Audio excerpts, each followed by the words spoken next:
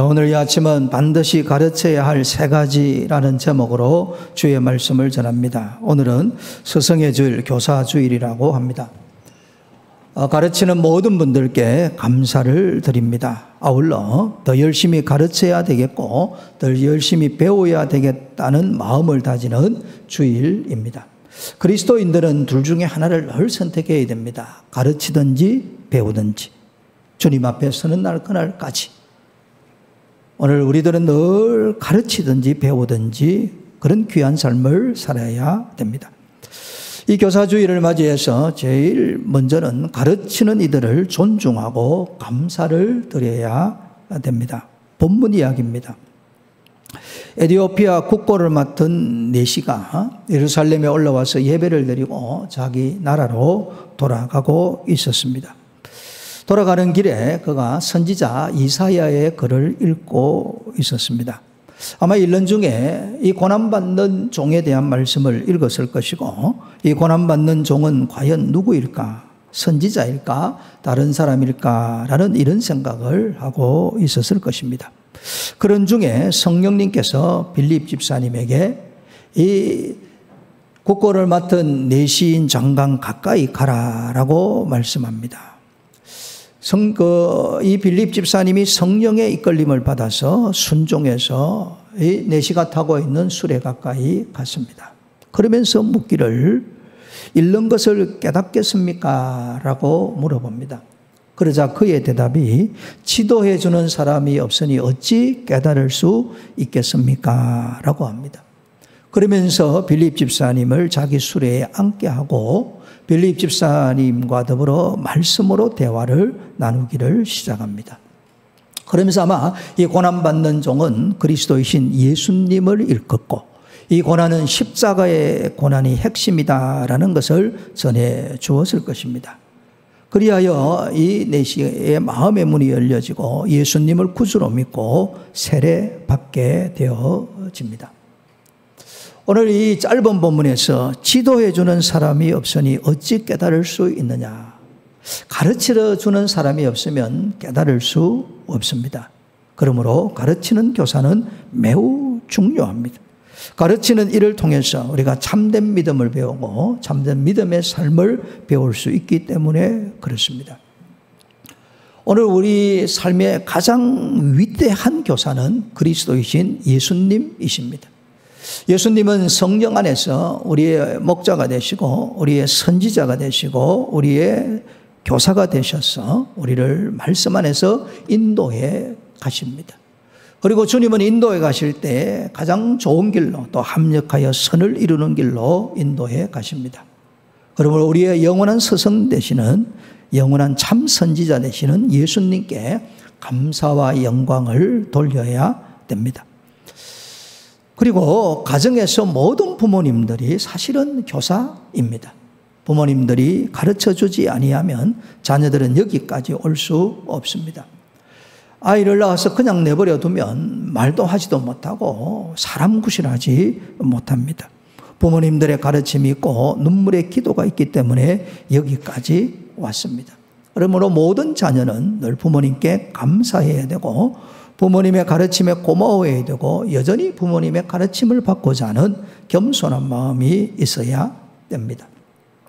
교회 안에서는 저처럼 말씀을 전하는 우리 교역자들, 또 앞서서 인도하고 가르치는 우리 장로님들, 또 우리 구역장님들, 특별히 우리 교회학교 선생님들, 또 앞서 예수님 믿어서 뒤에 믿는 분들을 권면하고 인도해 가시는 분들, 이런 모든 분들께 우리는 늘 감사를 드려야 됩니다. 데살로니가 전서 5장 12절 13절 말씀입니다. 형제들아 우리가 너희에게 구하노니 너희 가운데서 수고하고 주 안에서 너희를 다스리며 권하는 자들을 너희가 알고 그들의 역사로 말미암아 사랑 안에서 가장 귀히 여기며 너희끼리 화목하라 라고 되어져 있습니다. 앞서서 가르치고 인도해가는 이런 분들을 아주 귀하게 여기라라고 말씀합니다. 히브리서 13장 17절에서는 너희를 인도하는 자들에게 순종하고 복종하라라고 말씀합니다. 그들로 하여금 즐거움으로 이것을 하게 하고 근심으로 하게 하지 말라. 그렇지 않으면 너희에게 유익이 없느니라 라고 합니다. 그래서 앞서서 말씀을 전하고 인도하는 모든 분들께 감사해야 되고 그분들을 정말 귀하게 여겨야 됩니다. 그리고 특별히 말씀 관계 속에서 말씀이 전거될 때 정말 순종하고 복종해야 됩니다. 말씀을 받을 때에 순종하고 복종하는 것은 다른 사람을 위한 게 아닙니다. 나 자신을 위한 겁니다. 내 영혼에 하나님의 말씀이 심기어지고 그 말씀으로 우리의 영혼이 소생하고 힘을 얻고 세상에서 이기게 됩니다. 그러므로 가르치는 일을 존중히 여기고 귀히 여기고 감사하고 감사함으로 가르침을 잘 받아야 됩니다. 이 가르치는 이들은 한 사람의 소중함을 우리가 늘 인식하고 가르쳐야 됩니다. 오늘 본문에 빌립 집사님으로 하여금 성령님께서 에티오피아 국고를 맡은 내시에게 가까이 가게 하십니다. 만약 빌립 집사님이 못해요, 할 수 없어요, 난 안 할래요 이렇게 하고 예수님의 그 복음을 전하지 않았으면 어떻게 되었을까? 그러면 이는 구원받지 못했을 것입니다. 그러나 빌립 집사님은 성령님의 감동을 받고 그대로 순종했습니다. 그리고 예수님의 그 십자가의 복음을 전해주고 이 내시가 세례를 받았습니다. 그리고 교회 전승에 의하면 이가 에티오피아에 돌아가서 첫 선교사가 되었다라고 전합니다. 그의 이름은 전해지지 않지만 이로 말미암아 에티오피아 정교회가 세워졌습니다. 이 교회를 연 이가 바로 오늘 본문에 나오는 이 내시입니다. 지금 에티오피아의 정교회 교인 수가 5천만 명이나 됩니다. 한 사람을 구원하고 바꾸어 놓으면 그 나라와 민족이 바뀔 수 있다라는 것을 가르쳐 줍니다. 저는 이 사실을 너무나도 잘 압니다. 저희 어머니, 아버지, 저희 형제, 자매 7이 않습니까? 우리 가정에 큰 누님이 복음을 듣고 우리 가정에 들어와서 부모님도 예수 믿고 하늘나라 가시고 모든 자녀들이 예수님 믿습니다. 그 배우자들도 다 예수님 믿고 그들 허리에서 나오는 아들, 딸들, 저에게는 조카들이죠. 다 예수님 믿습니다. 한 영혼 건지면 세월 지나면 수백 명이 예수님 믿는 역사가 일어납니다. 그러므로 가르치는 이들은 이 소중함을 알고 한 사람 한 영혼을 귀히 여기고 가르쳐야 됩니다. 아울러 가르치는 모든 이들은 세상 나라를 가르치는 것이 아니라 하나님의 나라를 가르치고 주님의 복음을 전해야 됩니다. 오늘 본문에 나오는 이 사람은 에티오피아의 모든 국고를 맡은 사람입니다. 지금 말하면 재무장관 되지 않겠습니까? 그러면 빌립 집사님이 이 재무장관을 만나서 요즘 경제가 어떻습니까? 물을 수도 있고 지금 말하면 주식 투자 어디 하면 좋겠습니까? 금값이 계속 뛸까요 말까요? 그리고 지금 흘러가는 이 정치 체계 속에서는 어떤 게 좋은 주식이 될까요? 물어볼 수 아니겠습니까? 그런데 빌립 집사님은 하나도 묻지 않습니다. 세상의 끝 다 말하지 않습니다. 오직 한 가지 예수님의 십자가의 복음만 전하고 있습니다. 이것이 교회입니다. 교회의 본질은 예수님의 십자가와 부활과 재림과 천국의 복음을 전해야 됩니다. 이 세상의 모든 것은 다 지나가는 바람과 같습니다. 잠깐 우리는 살 뿐이에요. 영원한 것은 예수님밖에 없는 줄로 믿습니다. 그러므로 교회에서 가르치는 이들은 하나님의 나라를 가르쳐야 되고 주의 복음을 가르쳐야 됩니다. 그러면 이 수많은 것을 가르쳐야 되는데 반드시 가르쳐야 될 것이 있습니다. 그 세 가지입니다. 첫째는 행위책이 있다는 것을 가르쳐야 됩니다. 계시록 20장 12절 말씀입니다. 또 내가 보니 죽은 자들이 큰 자나 작은 자나 그 보좌 앞에 서 있는데 책들이 펴있고 또 다른 책이 펴졌으니 곧 생명책이라. 죽은 자들이 자기 행위를 따라 책들에 기록된 대로 심판을 받으니. 하나님 앞에 책이 펴져 있습니다. 생명책이 있고 그 옆에 자기 행위를 기록한 행위책이 있더라라고 되어져 있습니다. 그리고 그 행위책에 기록된 대로 심판을 받아 불못 지옥으로 던져지더라라고 되어져 있습니다. 오늘 우리는 이 세상을 살다가 그냥 지나가는 게 아닙니다. 죽으면 다 끝나는 게 아닙니다. 태어나면서부터 죽을 때까지 모든 것은 하나님 행위책에 전부 다 기록됩니다. 어떤 사건이나 아니면 큰 은혜를 받아서 회개하는 사람이 있어요. 그 회개하는 사람들이 한결같이 간증하는 게 있습니다. 과거로부터 지금까지 자기가 살았던 것이 필름처럼 영화를 보는 것처럼 순식간에 지나가더라. 그런 말들을 다 해요. 우리가 하나님 앞에 섰을 때 아마 하나님께서 오늘 성경 말씀대로 우리의 행위들, 과거로부터 지금까지 지은 모든 죄들을 쫙 보여주실 거예요. 하나님의 눈은 속일 수가 없습니다. 하나님 앞에서 감출 것이 하나도 없습니다. 오늘 우리의 겉만 기록된 것이 아니라 하나님은 우리의 마음을 아시니까 저 생각에는 마음도 기록될 것 같아요. 그 사람의 의도가 어떻는지, 어떤 악한 생각을 했는지, 어떻게 잘못된 그런 생각을 했는지도 아마 기록되지 않을까 하는 생각이 듭니다. 이 세상에서는 여러분, 이 악한 사람들이 오래전에 피해가요. 법을 악용합니다. 그래서 예전에는 법 기술자다라는 안 좋은 말을 했어요. 지금은 무슨 말을 하냐면 법꾸라지라 그래요. 미꾸라지처럼 법률을 악용해서 이렇게 저렇게 피해갑니다. 그렇게 하여 돈 있는 사람들은 아주 화려한 변호사를 사서 법망을 피해갑니다. 권력 있는 사람은 권력을 악용해서 법망을 피해갑니다.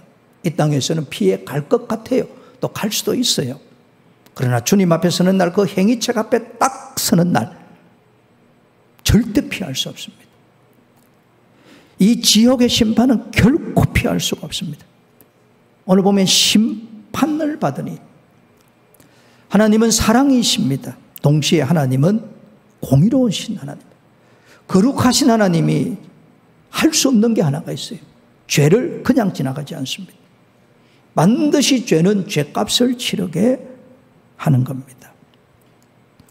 죄가 많으냐 적으냐, 죄가 짙으냐 옅으냐 그 차이지, 죄는 다 있습니다. 없는 사람 한 사람도 없어요. 이 행위책에 우리들의 죄가 딱 기록이 되어서 우리 모두가 지옥불에 던져져야 됩니다. 그런데 그 옆에 생명책이 있습니다. 계시록 20장 15절에 보면 누구든지 이 생명책에 기록되지 못한 자는 불못에 던져지리라 라고 되어져 있습니다. 행위책에 이름만 기록된 사람은 그들의 죄의 값으로 심판을 받아 불못 지옥으로 던져집니다. 영원한 고통, 영원한 괴로움, 영원한 절망, 여기에 처해집니다. 생명책에 이름 기록되는 것은 오직 한 가지입니다. 요한일서 1장 7절입니다. 그 아들 예수의 피가 우리를 모든 죄에서 깨끗하게 하실 것이요, 예수님의 피로 죄 사함 받은 자들의 이름이 생명책에 기록됩니다. 우리는 다 죄인이에요. 하나님 앞에서 얼마나 부끄럽지 몰라요. 마치 새카만 건물에 흰색 페인트를 칠하여서 안은 새카만데 밖으로 볼 때는 아주 흰 집이 되는 것처럼 우리가 예수님의 보혈을 믿을 때 예수님의 그 피로 우리 앞에 주님의 피가 흐르는 겁니다. 우리를 심판하실 주님이 예수님의 피를 보시고 우리를 하늘 아버지 집으로 데려주시는 거예요. 행위책 앞에서 우리들의 지은 죄로 부끄러워할 그때에 우리 예수님이 우리의 대언자가 되셔서 우리 곁에 서실 것입니다. 저 죄인을 위하여 내가 십자가에 죽었습니다. 내가 저 죄인의 죄를 용서하기 위하여 십자가에 피를 흘렸을 것입니다. 그렇게 말씀하실게요. 저 죄인이 나의 피를 믿음으로 죄사함 받았습니다. 그 이름이 생명책에 기록되어져 있습니다. 저는 우리 모두의 이름이 생명책에 기록된 줄로 믿습니다. 이것이 가장 놀라운 은혜예요. 가장 기뻐할 은혜입니다. 우리가 구원받는 데는 공로가 없습니다. 구원받을 자격도 없습니다. 오직 예수님을 구주로 믿음으로, 그 예수님의 보배로운 피로 죄사함 받음으로 우리의 이름 석자가 생명책에 기록되어졌고, 생명책에 이름이 기록되어졌기 때문에 거룩한 도성에 들어갈 것이고 하늘 아버지 집에서 영생과 복락을 누릴 것입니다. 오늘 이 하루를 보냈다는 것은 그 영원한 나라에 들어갈 그날이 더 가까워졌다는 이야기입니다. 이보다 신나는 일, 이보다 즐거운 일, 이보다 감격적인 일은 이 세상에 없습니다. 얼마나 감사한지. 우리는 주일이 올 때마다 감사한 거예요. 하늘나라 가는 정거장입니다. 다 하늘나라 가기 위해서 모여 있는 사람들입니다. 생명책에 이름이 기록된 우리들, 아니 우리의 이름 석자를 예수님 믿는다는 그 하나로 우리의 이름을 생명책에 기록해 주신 주님 앞에 늘 감사와 영광을 돌려야 될 줄로 믿습니다. 마지막 한 가지입니다. 주님 앞에는 기념책이 있습니다. 말라기 3장 16절 말씀입니다.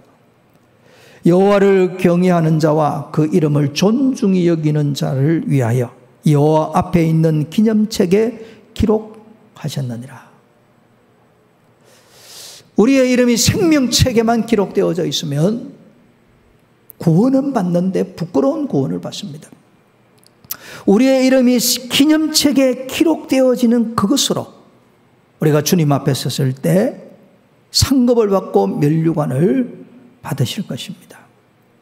요한계시록 19장 8절입니다. 그에게 빛나고 깨끗한 세마포 옷을 입도록 허락하셨으니 이 세마포 옷은 성도들의 옳은 행실이로다.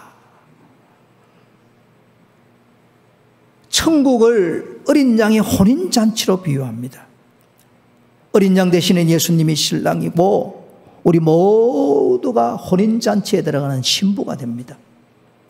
하나님께서 우리에게 신부에게 주시는 깨끗하고 빛나는 세마포 옷을 입혀주시는 거예요. 그 세마포 옷이 무엇이냐? 성도들의 옳은 행실, 선한 행실. 주님 앞에 섰을 때 주님을 향하여 마음껏 찬양하고 정말 기쁨으로 주님 앞에 설 수 있는 사람은 이 옳은 행실, 선한 행실이 있는 사람입니다. 옛날 어른들이 그렇게 늘 말씀하세요. 믿음으로 구원받고 기도로 능력 얻고 행함으로 축복받고, 이런 말씀을 하셨습니다. 하나님을 경외하는 자가 기념책에 기록됩니다. 하나님을 경외하는 사람이 누굽니까? 마음을 다하고 뜻을 다하고 생명을 다하여 예배드리는 사람.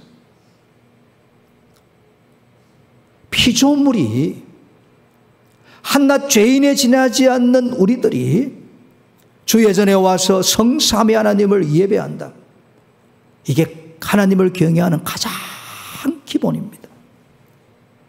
이 예배자들이 예배드리는 그 모든 것들이 주님 앞에 기념책에 기록되는 거예요. 이 예배를 드리기 위해서 수많은 사람들이 기도로 섬기고 헌신하고 섬기고 봉사하지 않습니까? 그 아름다운 이름이 기념책에 기록되는 거예요.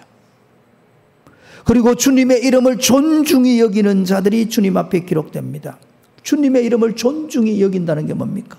주의 이름을 전하는 거예요. 주의 나라를 세우는 것이고 주의 복음을 전하는 겁니다. 가르치는 분들, 여러분들의 그 수고를 주님이 아십니다. 한 영혼 건지기 위해서 눈물로 기도하고 신방하고 돌아보는 이 수고, 어떨 때는 그만두고 싶지 않습니까? 하기 싫을 때가 있습니다. 그럼에도 불구하고 그 영혼을 불쌍히 여기고 눈물로 기도하고 찾아가고 전화하고 돌아보는 이 수고, 이 눈물, 이 헌신, 주님이 기념책에 다 기록하시는 거예요. 그냥 지나가는 법이 없습니다. 오늘 우리가 잃어버린 영혼을 찾아 나서지 않습니까? 지옥 가는 영혼 가로막아 서서 천국 가도록 전도해서 여기를 데려오지 않습니까? 여러분, 이거 하기 위해서 우리가 얼마나 수고해요. 그 수고를 주님이 기념책에 기록하시는 거예요. 아니, 우리가 예수님을 전해서 누가 천국 가는 거예요? 그이가 천국 갑니다. 그런데 그이가 천국 가도록 내가 수고하고 내가 애쓰고 내가 노력하고 내 시간을 들이고 내 물질을 들이고 내 마음을 들이고 때로 그 영혼을 위해서 내가 금식하며 기도하고 그 영혼을 위해서, 이걸 주님이 기념책에 기록하시겠다 말씀하시는 거예요. 전혀 지나가지 아니합니다. 이 세상에 선행으로 구원받는 사람 하나도 없어요. 그러나 구원받은 이들은 선한 일에 열심을 낼 수밖에 없습니다. 나 같은 죄인 구원받은 것을 정말 감사하고 감격한다면, 내 집안이 예수 믿고 구원받아서 정말 신앙의 명가가 된 것이 너무 감사하다면, 지옥으로 달려가는 그 영혼 찾아가 전도할 수밖에 없는 거예요.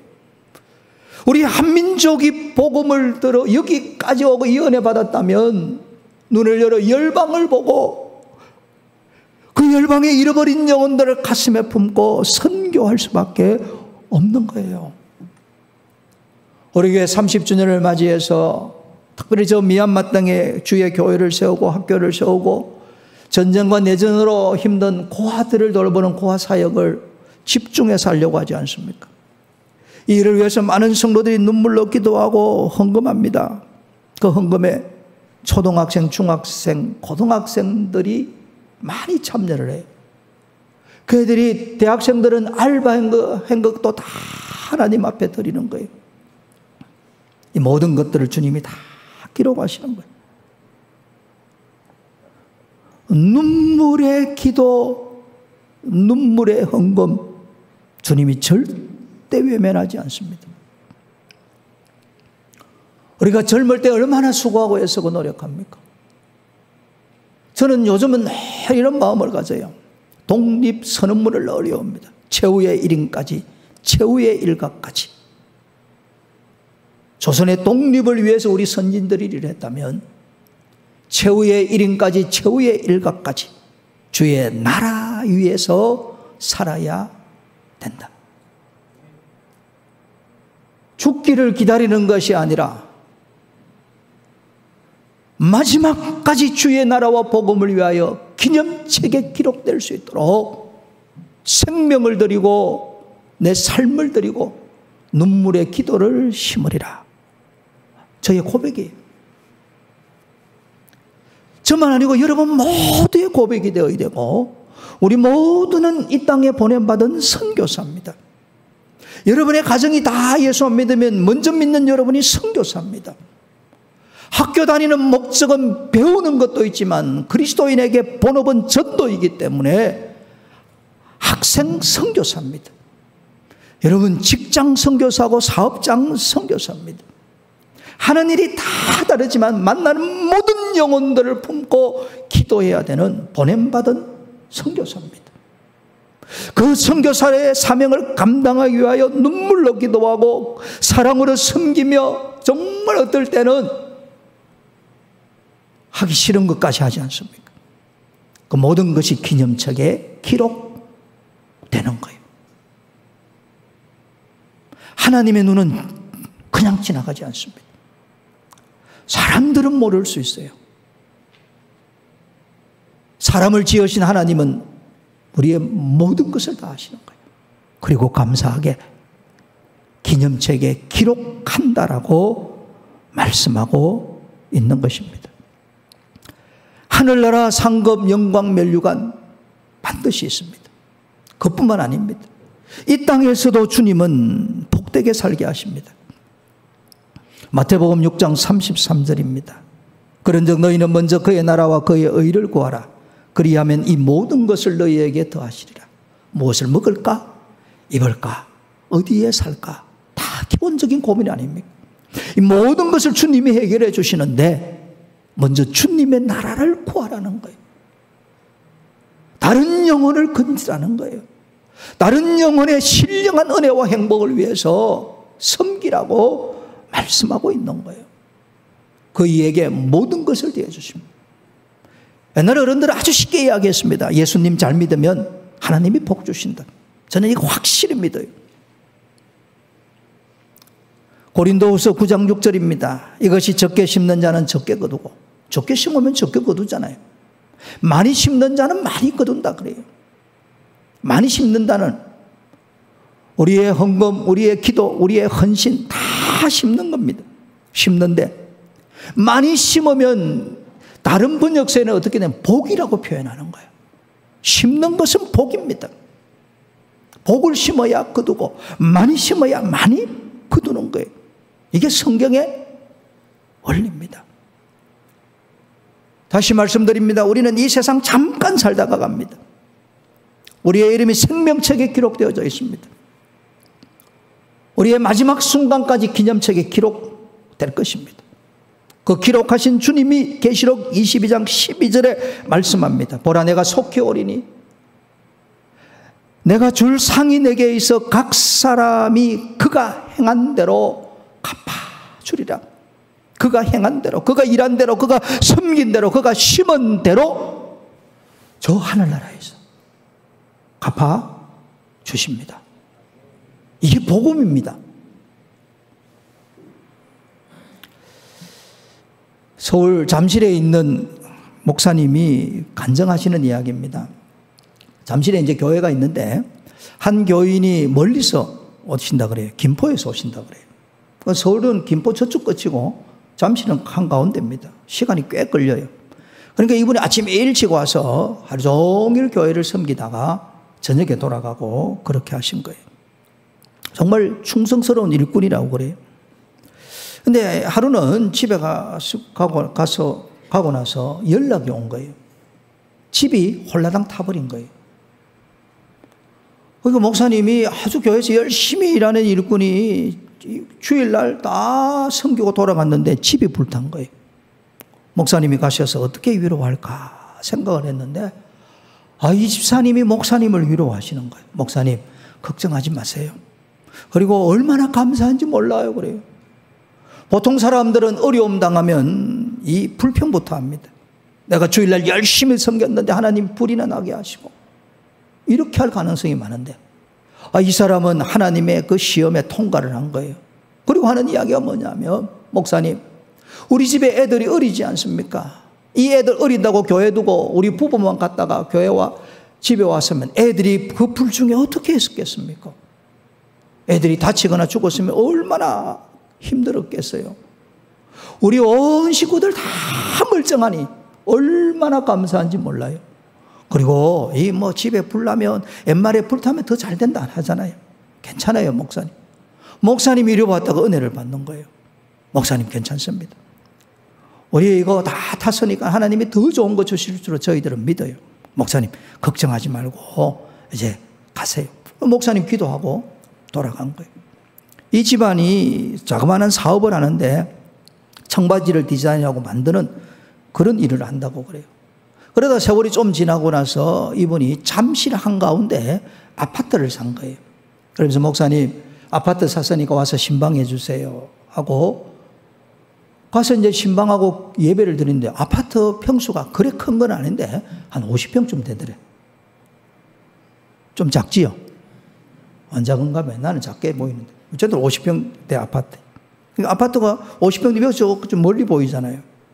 그 목사님 물은 거예요. 어떻게 해서 이 아파트를 사게 됐냐 물었더니 목사님 제가 김포에서 잠실까지 오지 않았습니까? 올 때마다 거리가 멀고 돌아가는 것도 멀고, 그거보다 더 어려운 것은 예배, 오전 예배 마치고 오후 예배까지 쉴 수 있는 공간이 없어요. 교인들과 교제할 수 있는 공간이 없어요. 그래서 하나님 앞에 기도했습니다. 하나님, 사업에 복을 주세요. 내가 주님의 교회를 섬기는데 나처럼 멀리서 오는 교인들이 있는데 이 교인들 다 불러 모아서 식사도 대접하고 이분들과 함께 말씀으로 교제도 나누고 은혜도 나눌 수 있는 그런 집을 하나 주세요. 그렇게 계속 기도했는데 정말 뜻하지 않게 50평대 아파트가 나왔다는 거예요. 그것도 아주 좋은 가격으로.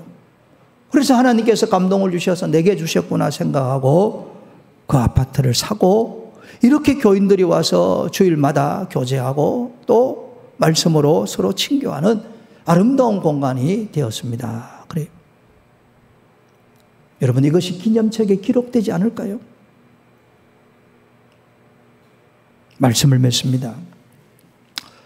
오늘 가르치는 분들 대단히 수고 많습니다. 여러분의 그 가르침은 결코 헛되지 않습니다. 말씀을 심었기에 말씀에 반드시 열매가 맺힙니다. 우리가 가르칠 때 이 세 가지 행위책이 있다는 걸 가르쳐야 됩니다. 그래 전도해야 되는 거예요. 한 사람도 외에 없이 이 행위책에 따라 하나님의 공의로운 심판을 받게 됩니다. 예수님의 피로 제사함 받고 그들의 이름이 생명책에 기록되도록 전도해야 됩니다. 우리의 이름이 생명책에 기록된 줄로 우리가 믿지 않습니까? 우리의 인생 마지막까지 그 하나님 앞에 있는 기념책에 내 삶이 어떻게 기록되어질까 깊이 고민해야 됩니다. 내 인생의 마지막 점이 지킬 그때까지 하나님 앞에 기념책에 나는 어떻게 기록하고 갈 것인가 하는 신령한 고민이 있어야 됩니다. 이 은혜가 있기를 축복합니다.